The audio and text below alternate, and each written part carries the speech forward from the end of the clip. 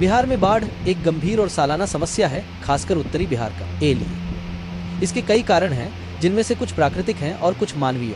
बाढ़ के मुख्य कारण नेपाल से आने वाली नदियाँ। बिहार में बाढ़ का सबसे बड़ा कारण नेपाल से आने वाली नदियाँ हैं। कोसी, गंडक, बूढ़ी गंडक, बागमती और महानंदा जैसी नदियाँ नेपाल के पहाड़ी इलाकों से निकलती हैं। नेपाल में भारी बारिश होने पर इन नदियों में पानी का स्तर अचानक बहुत बढ़ जाता है। जब ये नदियाँ बिहार के मैदानी इलाकों में आती हैं तो उनका वेग कम हो जाता है और वे अपने साथ लाई हुई गाद मिट्टी को यहाँ जमा कर देती हैं। इससे नदी का तल ऊपर उठ जाता है और पानी किनारों को तोड़कर आसपास के इलाकों में फैल जाता है। गाद का जमाव। नदियों में गाद के जमाव से उनका तल ऊपर उठ आता है। इससे नदी की पानी वहन करने की क्षमता कम हो जाती है। नतीजतन थोड़ी सी भी बारिश होने पर नदी का पानी बाहर निकलकर बाढ़ का कारण बनता है। तटबंधों का टूटना। बाढ़ को रोकने के लिए नदियों के किनारे तटबंध बनाए जाते हैं, लेकिन ये तटबंध हमेशा मजबूत नहीं होते। पुराने और कमजोर तटबंध या चूहे छछूंदरों द्वारा खोदे गए छेद के कारण तटबंध टूट जाते हैं, जिससे बाढ़ का पानी तेजी से रिहायशी इलाकों में फैल जाता है। बारिश। मॉनसून के दौरान बिहार और नेपाल में होने वाली भारी बारिश भी बाढ़ का एक बड़ा कारण है। वनों की कटाई। नेपाल और बिहार के पहाड़ी क्षेत्रों में वनों की कटाई से मिट्टी का कटाव बढ़ गया है। इससे नदियों में गाद की मात्रा बढ़ जाती है, जिससे नदी का तल ऊपर उठ जाता है और बाढ़ का खतरा बढ़ आता है। बाढ़ से निपटने के उपाय। बिहार में बाढ़ एक गंभीर समस्या है, लेकिन सरकार और नागरिक मिलकर कुछ उपाय करके इसके प्रभाव को कम कर सकते हैं। गाद प्रबंधन नीति। नदियों से गाद निकालने और उसका सही तरीके से प्रबंधन करने का लिए एक ठोस नीति बनाना बहुत जरूरी है।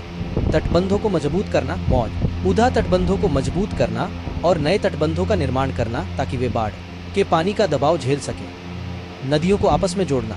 नदियों को आपस में जोड़ने की योजना पर काम करना ताकि एक नदी में ज्यादा पानी होने पर उसे दूसरी नदी में मोड़ा जा सके। बांधों और बैराजों का निर्माण।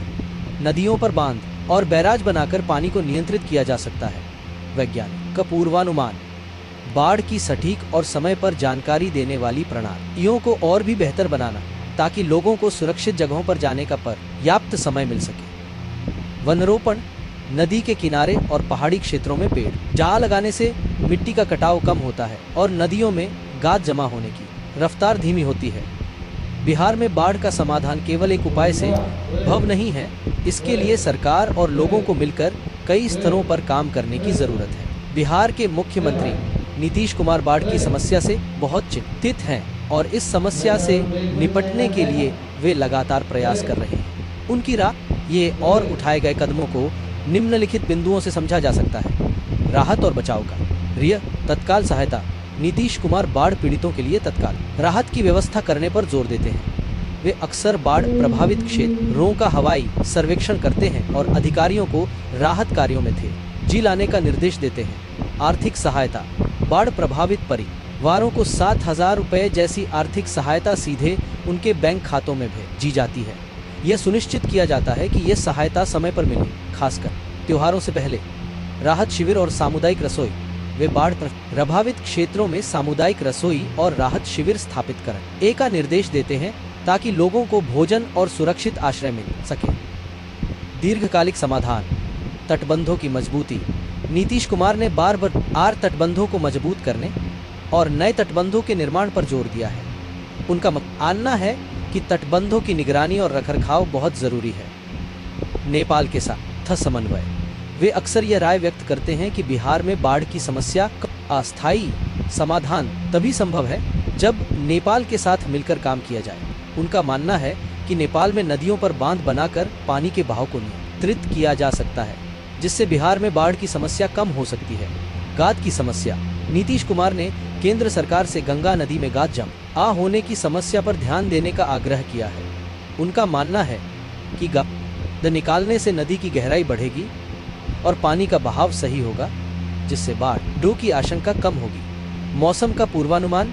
वे आपदा प्रबंधन विभाग को मौसम का सटीक पूर्वानुमान लगाने और लोगों को समय रहते अलर्ट करने का निर्देश देते हैं ताकि जान माल के नुकसान को कम किया जा सके।